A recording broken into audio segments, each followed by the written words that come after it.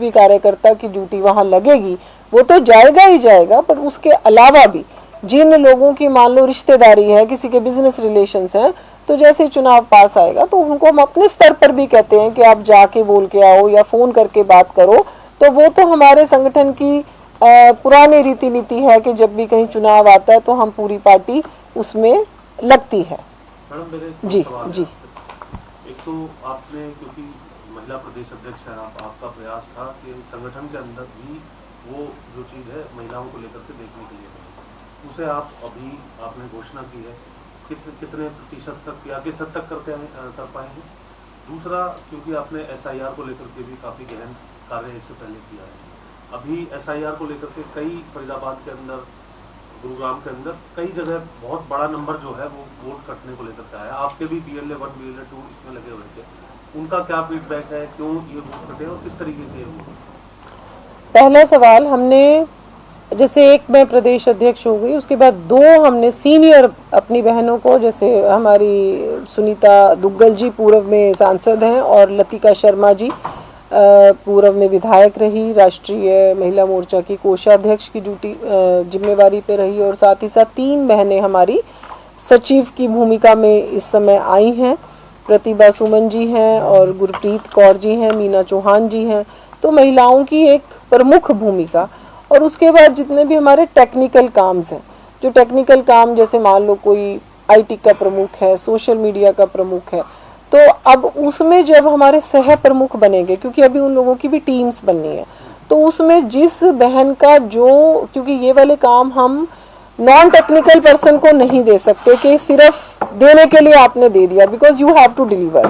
कि स्किल के साथ हमें करना पड़ेगा। तो उसमें अब जैसे जैसे जिन बहनों की जिस स्किल के साथ जो काम होगा उसमें भी उनको अवश्य जिम्मेवारी मिलेगी। जहाँ तक SIR की बात है, तो ये हम सब के लिए गहन चिंता का विषय है कि हमारे करीब करीब 33 लाख से ज़्यादा वोट जो हैं वो हरियाणा में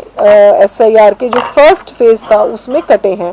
तो उसके लिए अब सबसे बड़ी इसमें समस्या ये आ रही है कि जो लोग मान लो 1 महीने का जो समय था जब BLO 3 बार किसी के घर गया, सपोज वो व्यक्ति अपने विदेश में छुट्टी मनाने गया हुआ था, क्योंकि ये वाला थोड़ा सा समर सीजन था, मान लो कोई व्यक्ति या कोई परिवार अपने बच्चों के पास गया हुआ है, किसी का परिवार गुड़गांव रहता है, कोई बेंगलोर रहता है, कोई हैदराबाद रहता है, तो जो हमारे पढ़े लिखे लोग हैं वो कहीं ना कहीं उस चीज के लिए उसको उन्होंने उतनी संजीदगी से नहीं लिया कि उन्होंने ऑनलाइन फॉर्म भरा, तो उन लोगों के फॉर्म्स नहीं भरे गए। तो अब हमने हर बूथ के ऊपर अपने फॉर्म नंबर 6 एक बड़ी संख्या में भेजे हैं, साथ ही साथ हमारे BLA 2 भी लगे हैं। आज भी अभी हमारी मंडल अध्यक्षों की भी बैठक चल ही रही है, और एक बार 7 जिलों के मंडल अध्यक्षों की बैठक अभी मैंने पानीपत में ली 3-4 दिन पहले। तो हमारे सारे कार्यकर्ता बूथ के ऊपर उतरेंगे, और जिन लोगों की वोट्स कटी हैं और वो लोग हैं उन्होंने केवल अपना फॉर्म नहीं भरा, तो उनके साथ सभी लोग लगेंगे। जैसे कि अब मुझे भी चेक करना है कि भी बाय चांस कहीं नाम आया है, तो इसलिए आप सब आज यहाँ उपस्थित हैं, आप सभी के चैनल के माध्यम से मैं हरियाणा के सभी निवासियों से करबद्ध प्रार्थना करती हूँ कि ड्राफ्ट वोटर लिस्ट में, ड्राफ्ट वोटर रोल में कृपया अपना वोट जरूर चेक करिए। और इस लोकतंत्र के लिए आप सभी की जिम्मेवारी है, वोट देना हमारा लोकतांत्रिक अधिकार है, और हमें अगर इस अधिकार का उपयोग करना है, भारत को एक मजबूत लोकतंत्र स्थापित करना है, तो हमारी वोट जरूर बननी चाहिए। तो अगर आपका ड्राफ्ट वोटर लिस्ट में नाम नहीं है तो कृपया करके 6 नंबर का फॉर्म भर के, और आप, और वो 6 नंबर का फॉर्म बहुत आसान है भरना, कोई उसमें मुश्किल नहीं है। हमने अभी उसकी कार्यशाला भी करी, 5 मिनट में फॉर्म,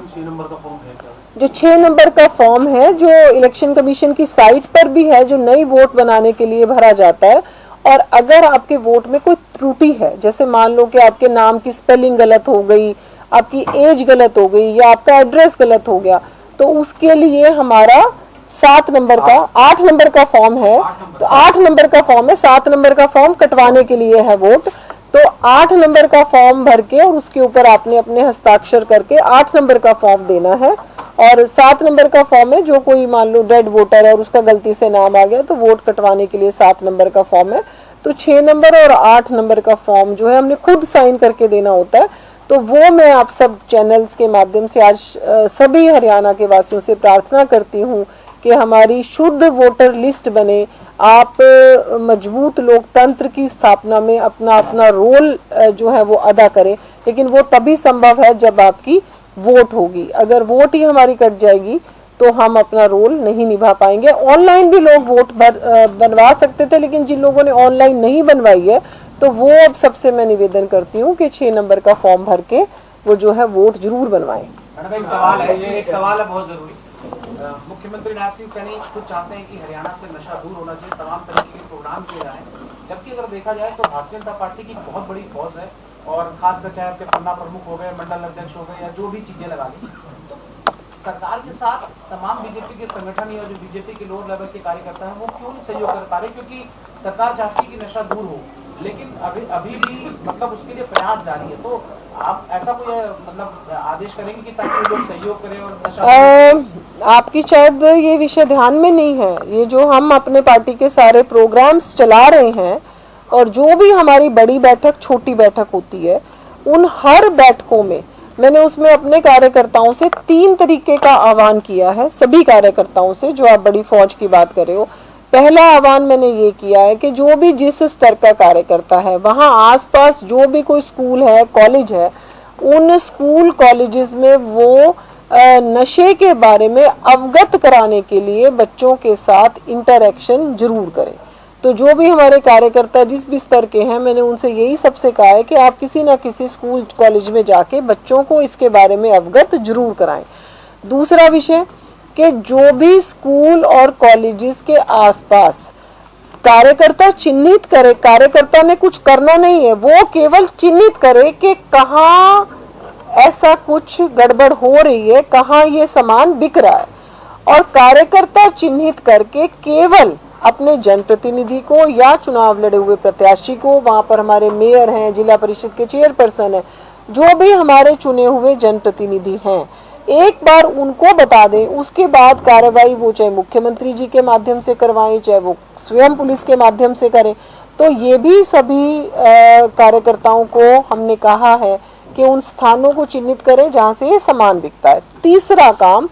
जहां पर भी हम लोगों से संवाद करते हैं, जैसे कल का आपको उदाहरण देती हूँ, तो कल मैंने पानीपत में गुज्जर समाज ने एक सम्मान समारोह किया था जिसमें 500 के करीब उनकी संख्या थी, 500-600 लोग थे। मैंने वहां पर भी कल संवाद किया कि आज जो हमारे युवा नशे की तरफ जा रहे हैं उसका बहुत बड़ा कारण है कि माता पिता, मेरा सभी माता पिताओं से एक सवाल है कि जब पहली बार बच्चा सिगरेट पी के आता है या जब पहली बार बच्चा शराब पीकर आता है, तो माता पिता को उसके मुंह में से स्मेल या दुर्गंध क्यों नहीं आई? क्योंकि हम उनके साथ समय नहीं बिता रहे। क्योंकि हम अगर उनके कोई लक्षण चेंज हो रहे हैं तो हमें पहली बार, अगर कोई भी माँ बहुत केयरफुल होगी तो पहली बार भी जब बच्चा, मुझे लगता है, स्मोक करके आता है तो उसी टाइम उसको पता चल जाना चाहिए कि आज कुछ गड़बड़ हुई है। या पहली बार भी वो शराब पी के आता है तो पता चल, क्योंकि this is the first step नशे की तरफ जाने के लिए। तो जब हम इसको छोड़ते हैं, चलो या तो नॉर्मल गल है, कोई गल नहीं, तो फिर वो क्या होता है कि फिर वो ज्यादा स्मोकिंग, फिर ज्यादा शराब, और फिर उसके अगले स्टेप से जब उसको, बच्चे को उससे भी सेटिस्फेक्शन नहीं मिलती, देन वो एक और अगले स्टेप की तरफ जाता है। तो पेरेंट्स को भी जागरूक करने का हमने पूरी पार्टी की तरफ से मुहिम चलाया हुआ कि पेरेंट्स भी जागरूक हो, बच्चों को भी उसके बारे में बता जाए, और साथ में जहां ये बिक रहा है उसके ऊपर भी हम केवल सरकार को बताने का काम करें कि यहाँ पर ये काम गलत हो रहा है। क्योंकि मोस्टली जो भी स्कूल कॉलेज के आसपास कोई चाय की टपरी है या कोई पान की दुकान है, तो यहीं से जो है ये काम हो रहा है। तो उसके ऊपर सरकार पूरी तरीके से गंभीरता से, संवेदनशीलता से काम कर रहे हैं। अभी माननीय मुख्यमंत्री जी ने यमुनानगर में एक बहुत बड़ी संख्या में युवाओं के साथ कार्यक्रम भी किया। मुख्यमंत्री जी लगातार नशे के खिलाफ काम कर रहे हैं और पार्टी भी उनके साथ कंधे से कंधा मिलाकर काम कर रही है। अध्यक्ष जी, मेरे 2 सवाल थे। पहला तो ये था कि डिलिमिटेशन और महिला आरक्षण को लेकर के भारत सरकार पहले से ही काफी गंभीर है। ऐसा माना जा रहा है कि इस सेशन में नहीं तो शीतकालीन सत्र में सरकार उसको पास कराने में कामयाब हो जाएगी। तो उसको देखते हुए 2029 में अगर ये माना जाए कि 33% आरक्षण के साथ चुनाव होगा, तो उसमें महिलाओं की भागीदारी ज़्यादा से ज़्यादा बढ़े, राजनीति में आए, उसको लेकर के आपका क्या सोचना है? दूसरा ये कि समान नागरिक संहिता को लेकर के तमाम जो राज्य हैं, चाहे उत्तराखंड हो गया, गुजरात हो गया, उन्होंने समान नागरिक संहिता लागू कर दिया है, लेकिन हरियाणा में 10 साल होने के बाद पूरा करने के बाद भी अभी तक ये कानून नहीं लागू किया गया। उसको लेके आपका क्या? जो आपका पहला सवाल है, जैसे कि आपने देखा कि प्रधानमंत्री नरेंद्र मोदी जी ने बहुत प्रयास किया और महिला शक्ति वंदन अधिनियम को, वो बिल हमारा पास हुआ उनके प्रयासों से, और 2029 में ये बिल लागू हो जाए। जब उस बिल को वो लेकर आए संसद में,